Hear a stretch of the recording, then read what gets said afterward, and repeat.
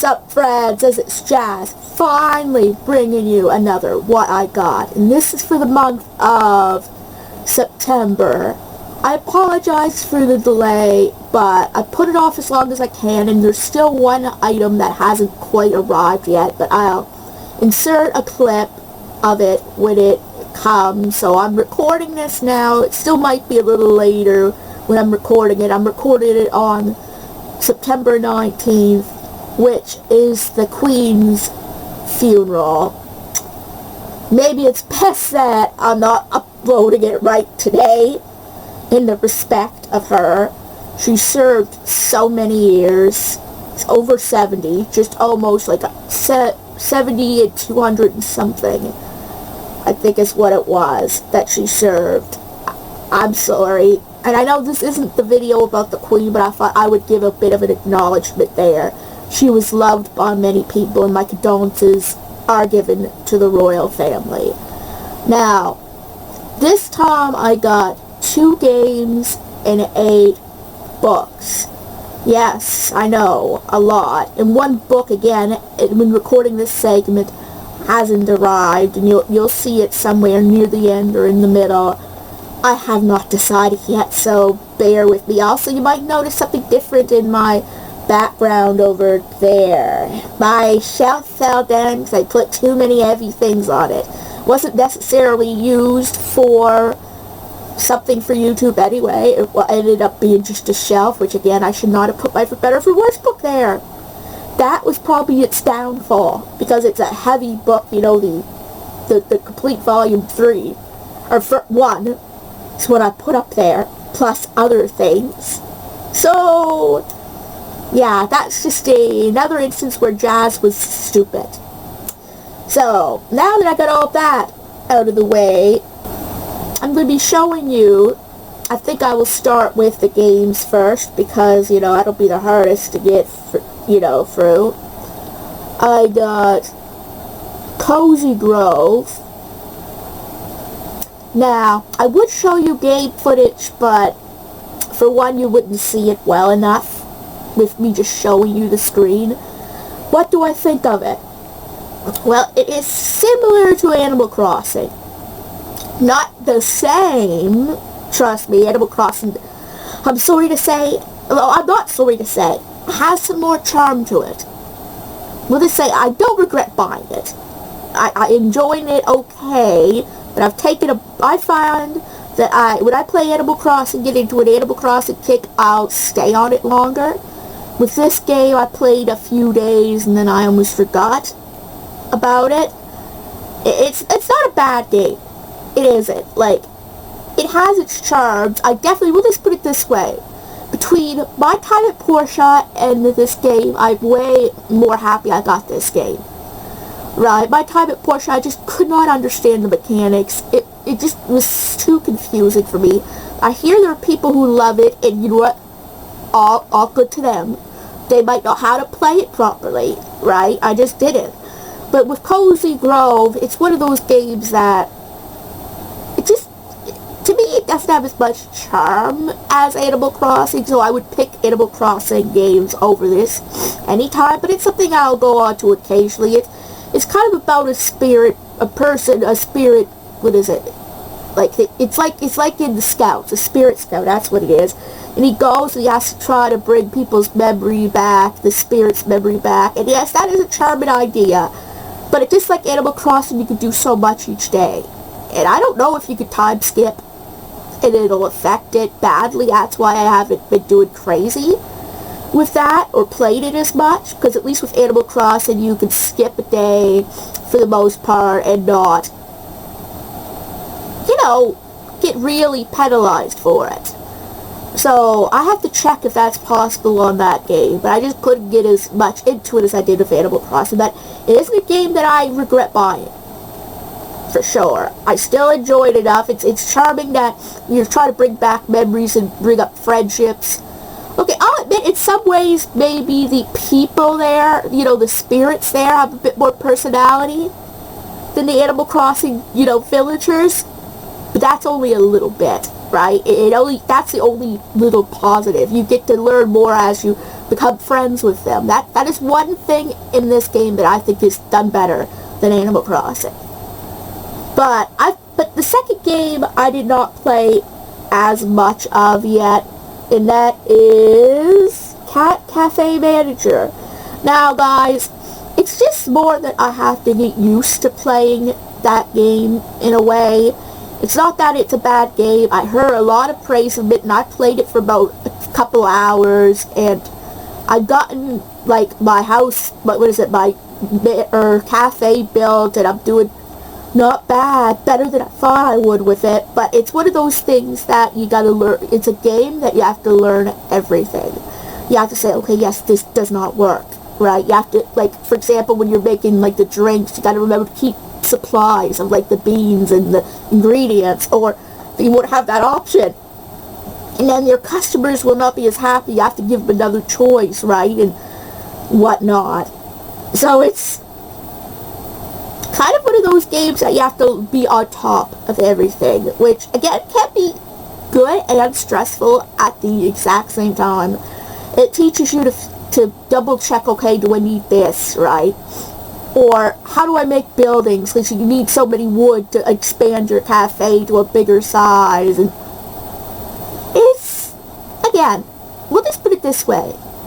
If you want a game that gives you a decent amount of stress, but that looks so easy, yeah, no, I don't regret getting this game either. It's a game that would keep your mind busy for a while, and you just gotta remember to learn, and it teaches you to keep on top of things and to, like, to stay on your feet a little bit. So, again, it's a game I'll probably have to get back into a little bit later before I go back to Cozy Grove a little bit. I played that enough for now to get a sense of what Cozy Grove is like. With the Cafe Manager, I gotta give that more of a chance, which I wish I had done with a little bit of my time at Porsche, but again, at the same time, it's one of those games that I instantly, after I started playing it, oh, that was a mistake. Anyway, on to the actual unboxings. Now, I got 7 books with me that I got. Now, I'm trying to remember what order I got them in. It's there. Not showing you my address. That would be stupid. Now, just to give you a heads up, guys, I sort of did take these out already to show my aunt, but I put them back in and I'm unboxing it on camera. I didn't use them yet. So, that's what I said. My aunt is different, right? Return of the Mummy. This is actually the original, for one of the original versions. He's back from the dead.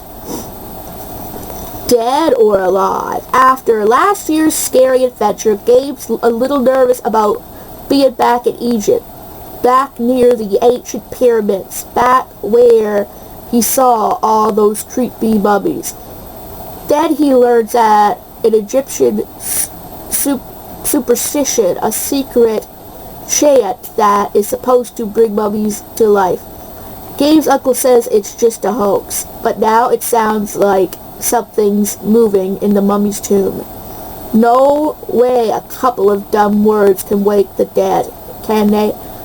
Now, what I want to know is that after what happened last year, how can anyone just say, oh, it's just a superstition, I meant last year in that series, like,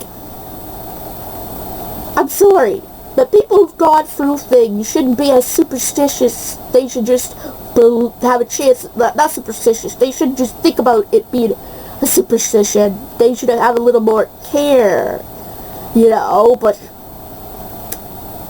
what happens, happens, right? Now, I found, this is book number 23, I believe, in the series, so I'll be reading that pretty soon-ish. Now, give me a few months, because I still gotta read, there's still a list of books that I have to read before this is even thought about, but this is still near the lower end of it, so. And the next one, again, not showing you my address. My Hairiest Adventures. It keeps growing and growing and growing, and this is number 26 of it, I believe. And I forgot to show you the spine of the other one. But yeah, see, that's 23. He's having a really bad hair day.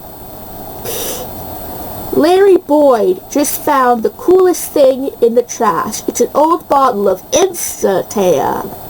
Rub it on a dark suntan, rub on a dark suntan in minutes.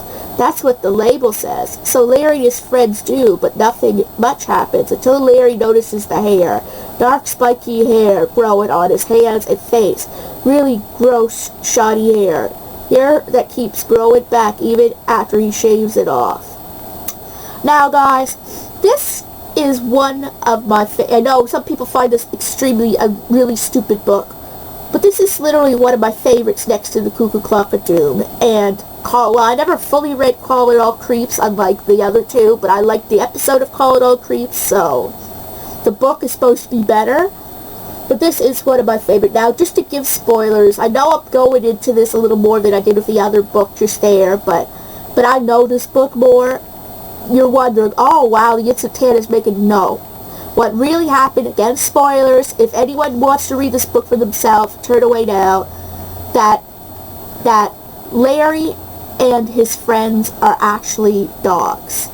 They were experimented on by the doctor to help parents who couldn't have children. Parents who couldn't have children would go into this experiment as the parents and receive the baby, the child. But it doesn't work forever. The stuff, the needles that they've been given for their allergies or his health condition was starting to lose its effect. It just was timing that he put on that Instatan.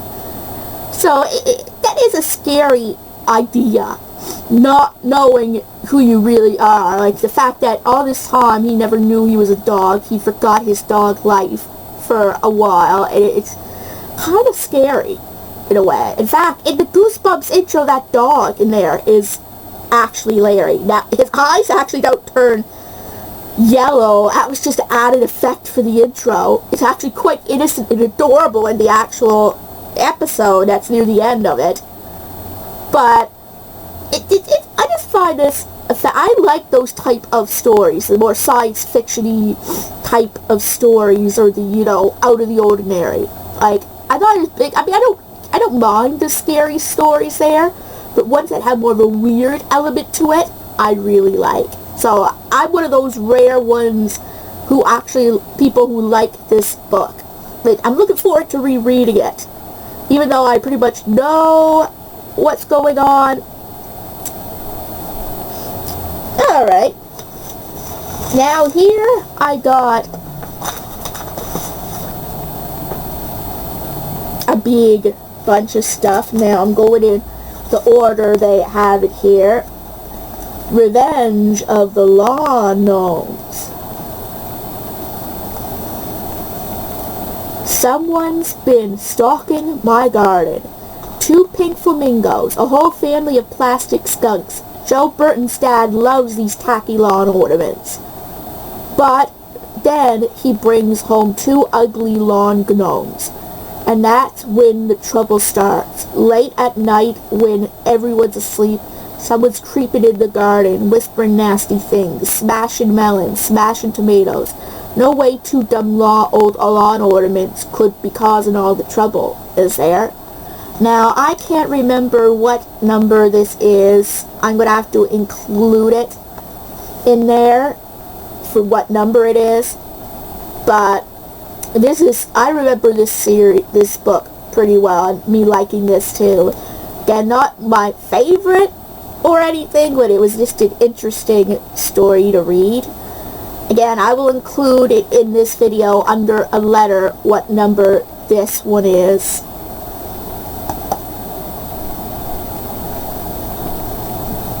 But I just thought I wanted to actually read it again, so I picked that up as one of my purchases there.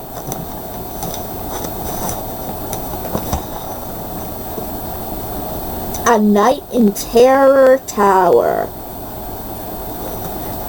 I do remember. Again, this is probably another one that I'm going to have to show you what number it is. I think it's in the 30s or the late 20s. I can't remember.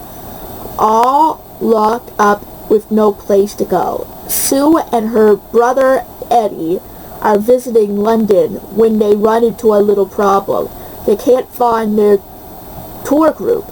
Still, there's no reason to panic because there's no way their tour guide would just leave them all alone in a gloomy old prison tower.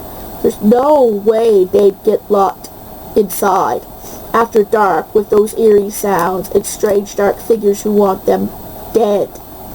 Now, it's funny. There was a time where I said to my aunt, honestly, that I didn't care much for the episode because I found it kind of long and boring, but I'm at a point now where I'm better at reading and I might actually appreciate the story of it.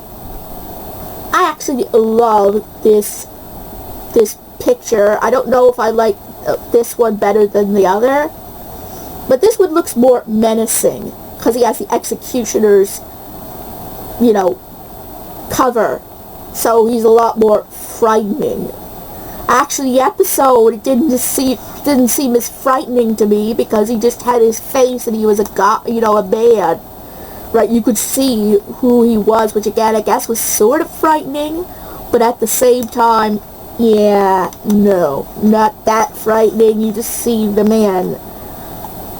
Night of the Living Dummy 3. Now, I think this one is in their 30s, I think. Again, most of these I'm going to have to show off the number of them. When dummies speak, everybody listens.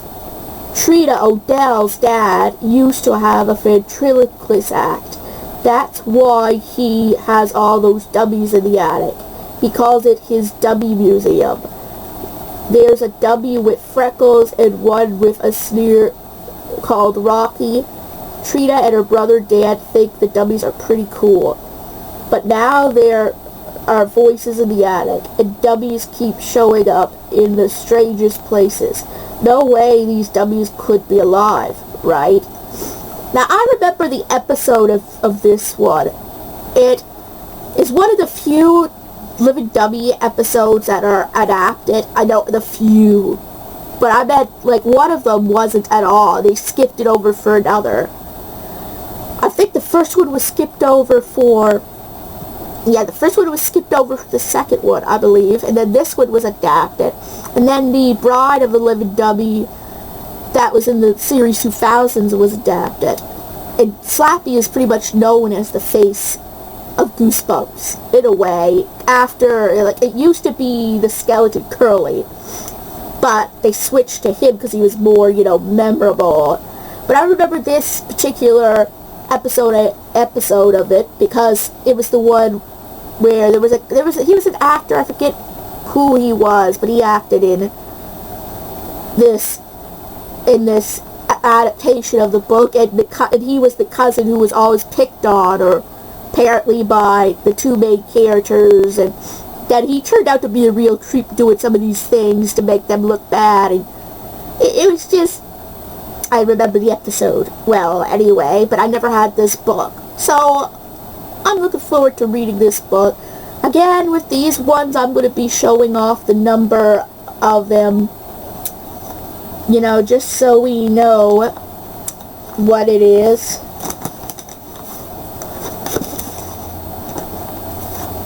The Phantom of the Auditorium. Now, I believe I do know this number. I think it is 24 in the series, which for once I'm probably right. Lights, curtain, Phantom? Brooke's best friend Zeke has been given the lead role in the school play, The Phantom. Zeke's totally into it. He loves dressing up in the grotesque Phantom costume and scaring the other members of the cast. Brooke thinks Zeke is getting a little too into it, but then really scary things start happening. A message appears on a piece of scenery. The Phantom strikes. A stage light comes crashing down. Is someone trying to ruin the play, or is there really a Phantom living under the stage? Now, I think I do remember watching this episode, and it was just, maybe it wasn't this episode, maybe it was one of Are You Afraid of the Dark? Honestly, I gotta remember where I've seen some of these things, right? But I'm looking forward to reading this. It's one of the earlier ones, right? Just like the Return of the Mummy. So I believe I am right with it being number 24 in the original series. So let's get on to my last book of this section, and hopefully eventually you'll see my last unboxing, which is actually Calling All Creeps, that I brought it up. Like, I actually decided to go for it, and I'll tell you why, in a little bit. But the final book of this one is The Scarecrow Walks at Midnight. Now, guys, I know this is number 20 in the original series, which is the next book I'm going to read after Deep Trouble that I'm reading now. They're alive! Jody loves visiting her grandparents' farm. Her grandma's chocolate chip pancakes are the best, and her grandpa tells the scariest stories. But this summer, the farm has really changed. The cornfields are sparse, Grandma and Grandpa seem worn out, and the single scarecrow has been replaced by 12 evil-looking ones. Then one night, Jody sees something really odd. The scarecrows seem to be moving, twitching on their stakes, coming alive. Oh, and this also includes Scariest Scarecrows, Showdowns, and more. Maybe I should be looking at some of the... Yeah, that includes Phantom Files and More Hideous Hijinks. This doesn't include anything. This one doesn't. Whoops, I guess I gotta be more in depth. It says, includes Offer Secrets, including the hunting games and more.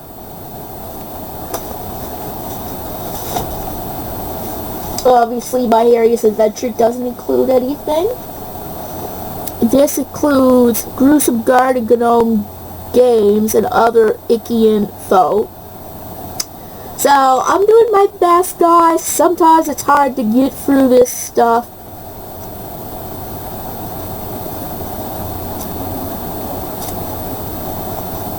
Going through as much as I can here.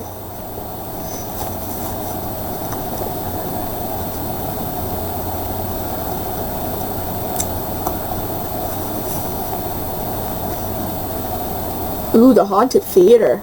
That actually looks interesting.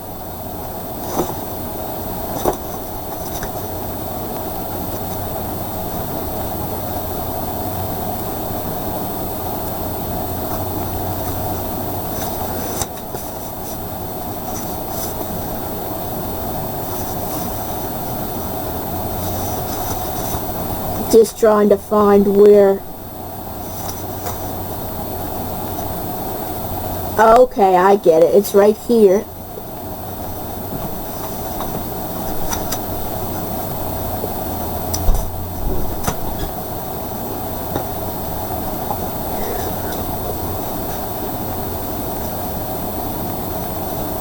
Okay, let's see if I can go back to... There's just quite a few stuff in here. So, it was interesting. I'm looking forward to reading all of this, and I will include the numbers of the books that I do not know.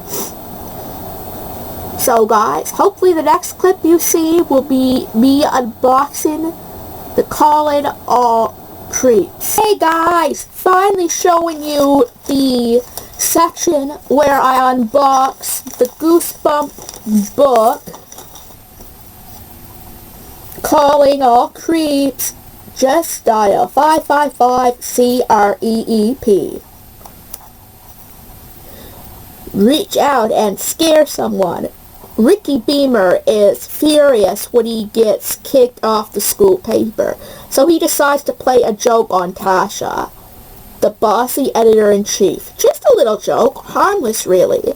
After school, one day, he sticks a message in the paper. If you're a creep, call Tasha after midnight, it reads. But somehow Ricky's message gets messed up, and now he's getting calls. Strange calls from kids who say they are creeps with scaly purple skin and long, sharp fangs. But I find this interesting. This is literally one of my favorite, at least, episodes. Like, this is a little, it has a sticker there, but that's the worst areas. Then that's alright. But this is literally, it was one of my favorite Goosebump episodes anyway. I don't know if the book holds up at any, but I got everything together for, about 100 something, I think, with everything that I got together here. So this was about 10, 12, or is it $16? I don't know. I'm going to have to check, and maybe I'll add the total all together of everything. So anyway, guys, if you enjoyed this video, give it a big thumbs up. And if you're new to this channel and like what you see, please subscribe. It helps this channel a lot. And don't forget to hit the bell notification so you'll know when new videos are coming out. And I'll see you guys in my next video.